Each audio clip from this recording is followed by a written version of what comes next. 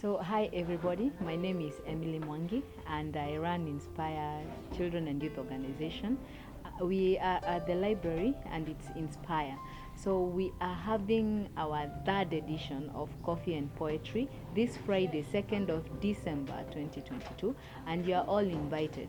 We have very good things that come from here. Recently we've had Baraza. It's an organization that is based in Nairobi, train our creatives, and from there we've seen so much improvement in the content and the things that are happening around Nyeri. And then I also left my mom's home when I was around 20. Surviving out there with a child is not easy. I've worked in Tumba selling clothes. I've sold cabbage on GATERO Road.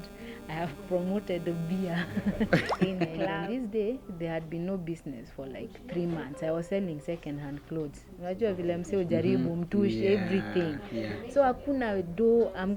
I'm actually buying food worth 1 bob.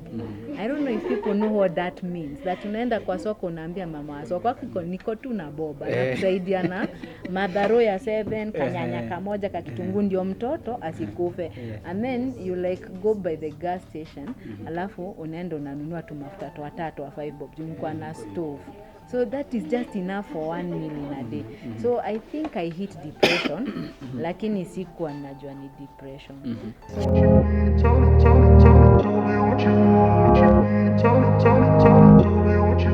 Hi guys, I hope you guys you're doing good. Karibuni sana to our YouTube channel, and if you are here for the first time, kindly consider subscribing to our channel because we are the best online TV show with the best real life inspirational stories. So leo nimekuja kutembelea rafiki yangu wa kitambo and somehow funny I got kama alikuwa prepared. You already have this one because we are talking about inspiration. Yes, kitambo lakini tulikuwa kidogo tumedisconnect sababu I think kila mtu alikuwa ameenda kufanya shughuli zake, but I thank God because I met you. So in today's video I want to talk about her story. Na we are in her business. Do you call it business? Well, I kind of. So I want you to introduce yourself and then we are going to have a simple conversation with you about your journey. Yes. So my name is Emily Mwangi and I run this particular organization. It's called Inspire, which I started about 12 years ago. I'm also a mother of 2. My son is currently in 4th year in multimedia and my daughter is in Form 1 at Gracelands, Upper Chaka. Okay. Yes. I didn't know that. I think it's been years. So I want us to have a conversation with you because we are looking forward to inspire people. Na tutaka kuambia watu unaanziaga from humble beginning, and I know where you are right now is not where you started. So I want you to take us through the journey because we want to speak to someone who is watching this video. Tumwambie life inatakaga consistency, and because you have been here I think umeniambia for outside here ni 5 years. Yes. So I want us you to take us through the journey of how you have come up to be where you are today. Okay. Yes. So I started Inspire back in 2009, but it was mostly an idea after I'd been employed as a cashier at Kimathi University. Yes. So I love reading. And I kept seeing these children who couldn't read, and it really bothered me. Then there was a report by the then Uwezo research. They do research, and it said that kids at grade 8 cannot do grade 2 work, and it really ikanisumbua sana. And I asked myself, how am I changing really my community with what I have? So in my house, back then I was married. So in my house it was a 3-bedroom, and we picked 1 room that we could put books, and I had like a small shelf that had about 200 really old collected books that my mom had helped pick in one way or another, and some which were mine. So the kids in the neighborhood would come and read, and then I started applying who can help me with books. Somehow American Friends of Kenya gave me the first positive reply and gave me 7 cartons. And you can say with them it has been a journey. So far we have about a stock of about 8,000 books. We have donated over 3,000 books. I have worked with libraries. I'm still working with libraries to establish more. And even Tetu Boys, I don't know if their library is still there, but we helped establish that one as well. So, but basically my main focus is that we need our country to be literate. We cannot be competing with first world countries if our children cannot read and write their names, if we cannot form a basic English sentence. I've been in areas whereby if you cannot say something in English, it doesn't help you. So we need our children, we need our people to be literate, to be able, because a nation that is going to be able to move forward is a nation of people who read or can read. Yes, so we are correcting that, a book at a time, if I must say so. All right. So before we even come to that, Yes. I believe that's why you started. Apart from now, what you're doing now, there's what you used to do before. Let me just ask you a simple question. Yes. Have you ever had like a very low moment in life? You're gonna say maybe this is I need some help. Well, I've had low moments. First, my very first low moment was when I discovered I was pregnant at 18. And then I also left my mom's home when I was around 20. Surviving out there with a child is not easy. I've worked in Tumba selling clothes. I've sold cabbage on GATERO Road. I have promoted beer in clubs. I finally found someone, and I thought in my life I'm settled, only for him to kind of leave 5 years ago. When you're establishing this, and you're like, oh my God, rent, people, children, what am I supposed to do? So, but the one that really hit me was when I was much younger and I was playing football. Yes. And on this day, there had been no business for like 3 months. I was selling second-hand clothes. Unajua vile mse ujaribu mtushi, everything. So hakuna do, I'm actually buying food worth 1 bob. I don't know if people know what that means. That unaenda kwa soko unaambia mama wa soko niko tu na bob. Anakusaidia na madharo ya 7, kanyanya kamoja kakitunguu ndio mtoto asikufe. And then you like go by the gas station, alafu unaenda unanunua tu mafuta 3 wa 5 bob. Jumkuwa na stove. So that is just enough for 1 meal in a day. So I think I hit depression, lakini sikuwa najua ni depression. So one day my friend tells me, si twende hivi ghetto nikakununulie kitu. Mazi nikachapa mudi ya 100. Yo, siku, my child was with my mom. So coming back, I don't know what happened. I think ilichemkia kwa akili, but nilitupa tu mbao. Like I started screaming around Kamukonji. I'm very sure some people can remember that story. Going around calling people names like Okagoro Kafio, you know, the one you tupa. And then my friend, Suaka intervened. So I don't know how she took me home to her place, but I think I was out for 2 days. And at that time I resolved something needs to change. But still, unajua ni ile una struggle kuona hope. Hauoni, you are still young and upcoming. Now I know better. I know I can reach out to friends and they are going to help. But that was really low. Of all the days. And it is true, I'd actually to some degree, there are days it would be so bad, I would actually consider ending it all. Like, what is the use? Niko na mtoi hapa, sijui kile nitafanya. You reach down that low. I'm laughing because it doesn't look like you. I know most people think I am like, niliwila wa library. No, we come from somewhere. But it's a step at a time. Hakuna vile, unless umezaliwa in money, sioni mse anaweza anza huko juu akiwa ana stay. I could say many things, like, for example, not many people know I've been in Kingongo. Kingongo kuishi? It was a crime that was not mine. For around 14 days. They were the longest 14 days of my life.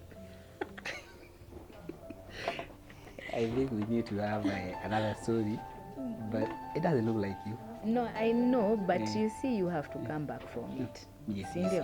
Like, life is to be lived for a reason. Yes. I believe stories are for a reason. Sometimes it hits you like, like now I'm 41, and I don't have a life partner, and it still hits me like, oh my God. Yani wengine wanabarikiwa na mimi niko tu hapa. Lakini then I remember my own story. How far I have come. God seems wa kuachilia kwa. Although you work story yako be different, you know. Yeah, sure. And there is no way life will be a straight line like this. No way. Yes. I don't sijaona, I'm yet to see. Yes. So I'm trying to connect your story and what I can see now, because even without explanation, I can see there's something you have done, and it's amazing. Thank you. And utatuambia more about what you do, ndio watu wajue exactly what you're doing. But maybe my assumption ni, having now heard your story, I want to assume maybe kuna mtu alikushika mkono akakwambia let's do this, because you have achieved something. Okay, I have friends. I am a librarian by choice, not profession, because Miss Jasomea librarianship, but my first passion in life is to create literate societies. So I like nikiwa up to class 6 ingeza kusoma straight. So somehow hiyo thought na hii niko nayo zili connect kwa sababu we've been helping children a lot, and not just here. I've gone as far, the farthest down that way is Tana Delta. The farthest on the other side is West Pokot. This way we've gone up to Laikipia North. I'm still going. That is donating, helping create libraries, working with people. Yes, I have people who have held my hands, and for this one I will go with American Friends of Kenya. So they not only saw the potential of something good for the community, but they've supported that dream. Like they donate books and stuff, so we are able in turn to give to the kids. I also work part-time jobs. All right. So I'm able to support my library, and I have had partners come in various capacities. Like there is someone who will come with an idea, let's do this, and it works. Or Emily niko na vitabu, ama Emily there's a job, there's a research that we are doing elsewhere. So by virtue of also doing those other jobs, we have worked with Zizi, Africa, Twaweza, East Africa.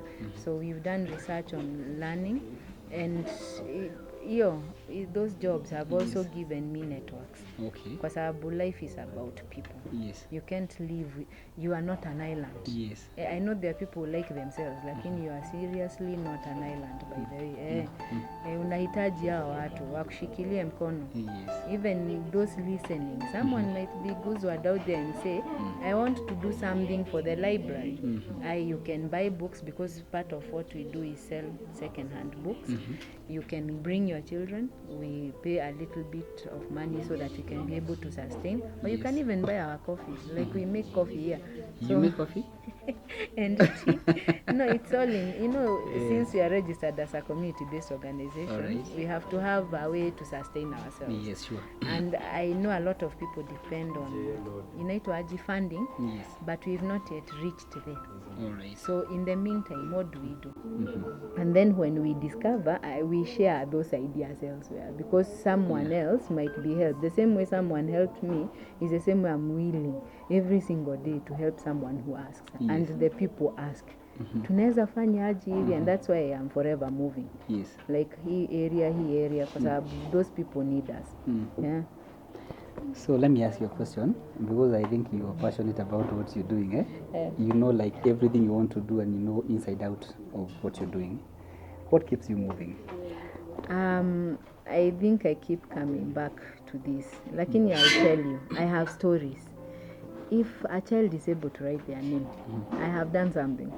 If that child comes and tells me, teacher, because that's what they call me, imagine I improved my English. That is something. You wake up, those are the stories that change my life. Those are the stories that will want me to wake up and I'm like, who does not have a book today? Because words make a difference. If you put the right words in your mind, they change your life. I have others who have changed my life. I have a favorite one, anaitwa Max Lucado. By the way, he's a Christian author, very nice. But I also have local authors, people who are new in the market, who have really, said put their stories in ways you are like, oh my gosh, you mean that happens in Kenya? Yeah. And by virtue of that, I want people to have words. Yes. I want people to have another way of listening to voices that might help them. Yes. And people's stories, like I said, they can lift you up in ways you have no idea. Yeah. Kwa sababu ni kama hand reaching out. You know, you can't do the physical hand, lakini mtu anaweza sema kitu, wimbo fulani inaweza imba, quote fulani ulikuwa umekaa chacha ikasemwa, msee akatoa tu kamim, lakini ilikuwa meme, lakini my goodness, hiyo kitu ilikugusa design fulani. So basically that's what keeps me going. Okay. That I might put something in someone's hand and that someone's life changes, and I have seen it for myself in stories that bring themselves back here. Yes. All right. Ama zinaitwa testimonies. Testimonies. You can't be in this business 12 years and you don't have kids who come back and tell you, teacher, imagine I'm still reading. Imagine now I am a civil engineer. Imagine right now I'm pursuing this degree in university. And I'm like, wow. Okay, God, that is amazing. Unajua? Sure, it's amazing. So, looking back and where you're coming from, I want you to describe in a few words God and what you think about life. Okay. Mi nitasemaje? You can't do life on your own. Yeah. That is why we have a creator. Yes. He knows you like he is your maker. He knows every part of you that ticks. Yeah. So we can't like isolate him. It's not going to work. Yeah. Occasionally we do run because we are humans. You rebel against authority. But remember, if there is someone who knows you for you, it's God, and therefore he guides. Yes. Because me, I can't say I'm here by my own strength. That would be a lie. Everybody I've met, everything I've done, there has been that invincible power behind it. There are days we even forget to pray. Lakini God ni nani? Yes, he is respecter of men. God ni yule. If he is the same yesterday, today and tomorrow, and if he has designed your story in this way, imagine you're going to go that way. Sure. Because again, I said God works through people, and your stories matter.